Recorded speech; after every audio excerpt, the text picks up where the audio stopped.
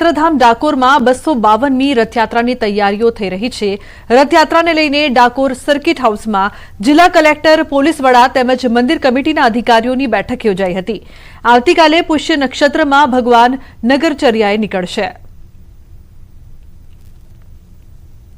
મંદિર પ્રશાસન સાથે વહીવટી તંત્રના સારી રીતે સંકલન થાય અને આ સમગ્ર આયોજન પોલીસમાં ક્લોઝ કોર્ડિનેશનમાં થવાના છે।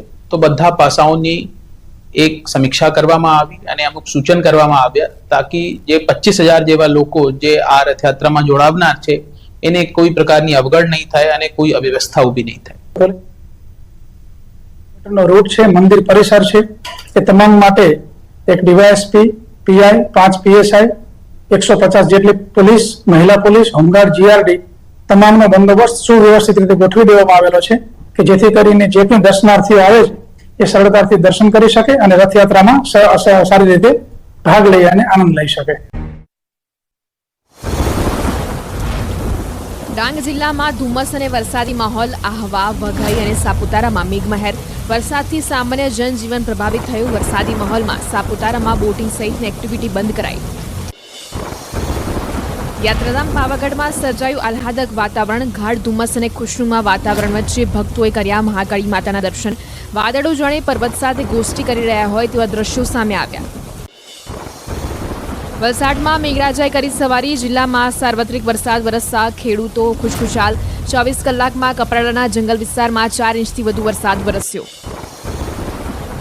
વલસાડમાં શ્રીકાર વરસાદ। વનરાજી ખીલી ઉઠી। જંગલ વિસ્તારમાં લીલીછમ વનરાજી છવાઈ। ધોધમાર વરસાદથી વલસાડ શહેરને અડીને આવેલી વાંકી નદીમાં આવ્યા નવા નીર।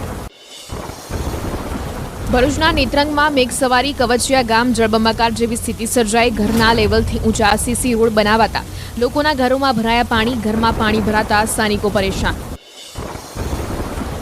અમરેલી જિલ્લાના દરિયાકાંઠે સાયક્લોનિક સર્ક્યુલેશનની અસર। દરિયામાં કરંટના પગલે ઉછળ્યા ઊંચા મોજા। દરિયાઈ પટ્ટી વિસ્તારમાં વરસાદી માહોલ। માછીમારોને દરિયો ન ખેડવા સૂચના અપાઈ।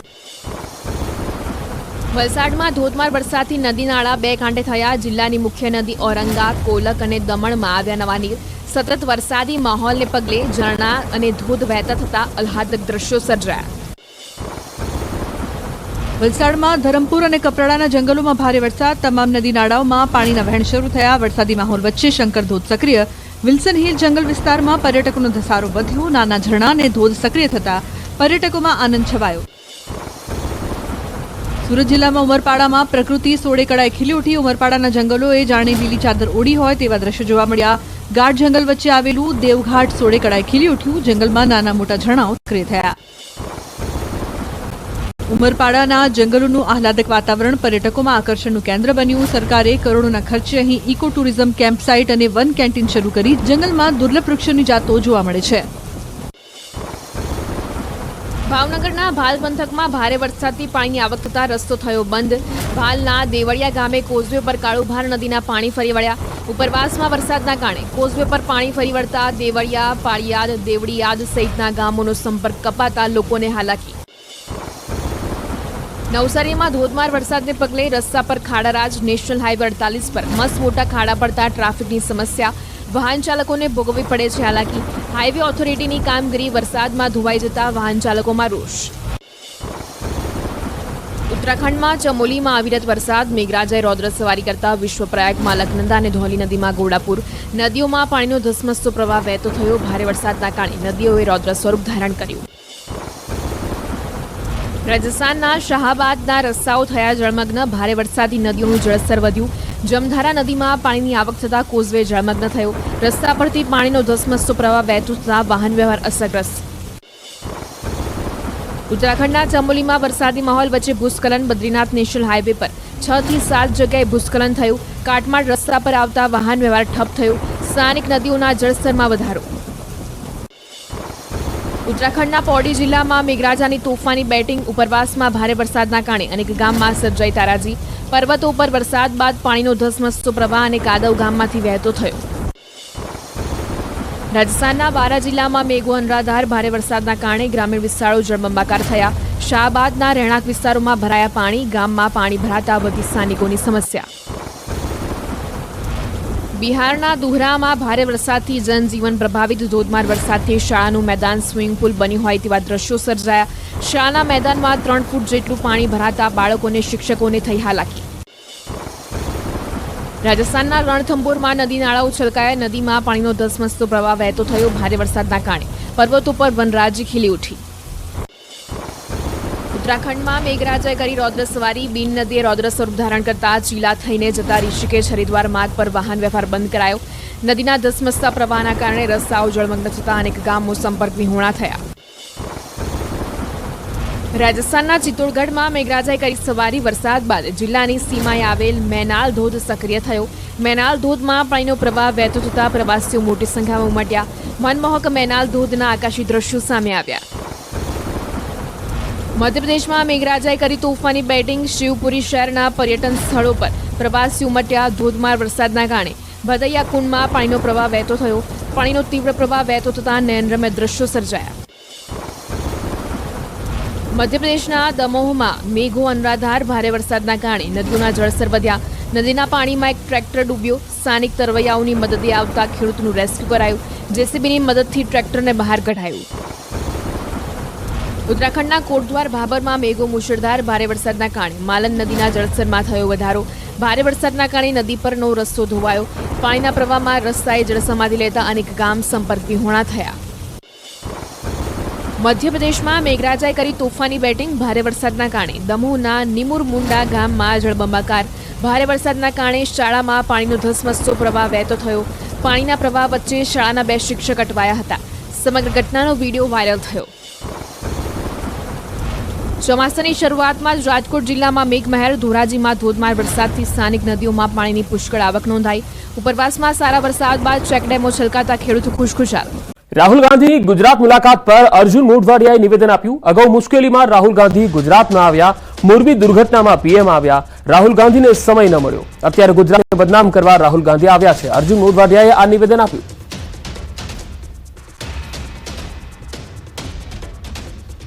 ગુજરાત અનેક વખત મુશ્કેલીમાં આવ્યું ત્યારે રાહુલજીને ગુજરાતની જનતાની ખબર પૂછવાનો સમય ન હતો. ગુજરાત કોરોના કાળમાં તકલીફોથી ગુજરી રહ્યું હતું ત્યારે પણ રાહુલજી ગુજરાતમાં ના આવ્યા. ગુજરાતની અંદર અનેક વખત પૂર આવ્યા ત્યારે પણ રાહુલજી ગુજરાતમાં ના આવ્યા. ગુજરાતની અંદર એવી દુર્ઘટનાઓ બની એ વખતે પણ ના આવ્યા. મોરબીની દુર્ઘટના વખતે પ્રધાનમંત્રી ખુદ આવ્યા પરંતુ રાહુલજીને એ વખતે સમય ન મળ્યો. માત્ર ગુજરાતને બદનામ કરવાના બાના માટે રાહુલજી ગુજરાતમાં આવ્યા છે. ગાંધીએ પીડિત પરિવારો સાથે આજે મુલાકાત કરી. અગ્નિકાંડ, હરણીકાંડ, મોરબી દુર્ઘટનાના પીડિતો સાથે વાતચીત કરી. પીડિત પરિવારના સભ્યોએ રાહુલ ગાંધીને રજૂઆત કરી હતી. સંસદમાં મુદ્દો ઉઠાવવા માટે પીડિતોની રજૂઆત હતી. દોષિતોને સજા આપી ન્યાયની માંગ પણ કરી. તમામ પીડિતોએ પદયાત્રામાં જોડાવા માટે રજૂઆત કરી હતી.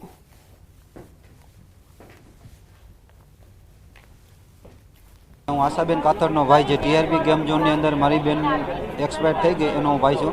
અને રાહુલ ગાંધી સાથે અમે એવી વાત કરી કે જે પહેલી તો એ જ વાત કરી કે જે તોડબાજી કરે છે એના ઉપર એક્શન લો. બીજી એક અમે જે આ વાત કરવા અહીંયા એ છે રાજકોટથી એનો મુદ્દો તમે લોકસભામાં ઉઠાવો.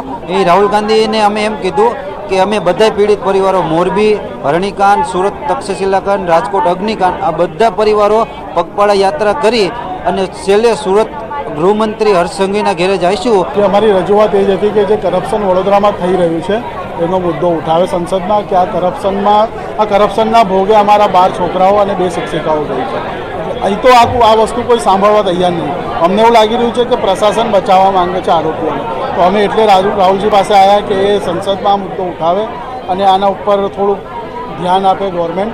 રાહુલ ગાંધી સાહેબ અમારી પાસે આવવાના છે ને અમારી પાસે પદયાત્રામાં જોડાવાના છે ને અમે બી અમારી બેબી ગુમાવી છે, અમારા બાળકો ગુમાવ્યા છે.